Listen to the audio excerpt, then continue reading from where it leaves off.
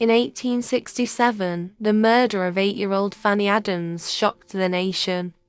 Born in 1859 in Alton, Hampshire, to George, a local bricklayer, and Harriet Adams.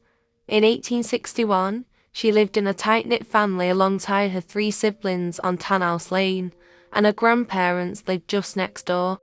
On the 24th of August, which was a summer's day, Fanny went out to play with her sister, Lizzie, and friend, Minnie, on Flood Meadow, only a short walk from home.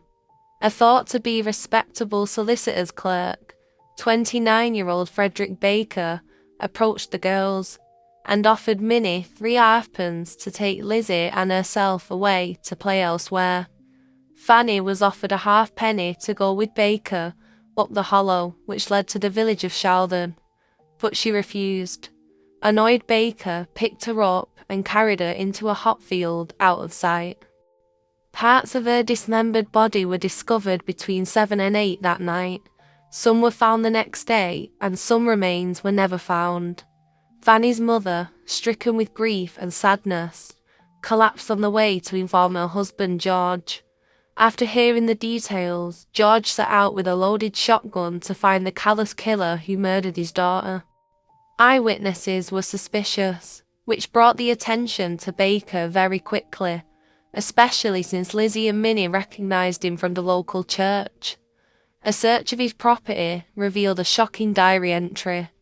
Killed a young girl. It was fine and hot.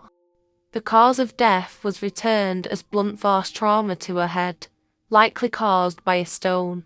The trial of her murderer drew significant public attention, documented throughout the newspapers at the time. On the 24th of December, at 8 p.m, he was hanged outside Winchester Prison in front of 5,000 people.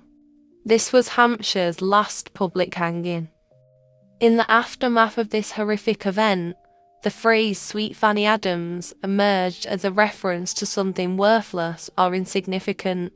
Its origins started by sailors comparing cheap tins of meat to Fanny's remains.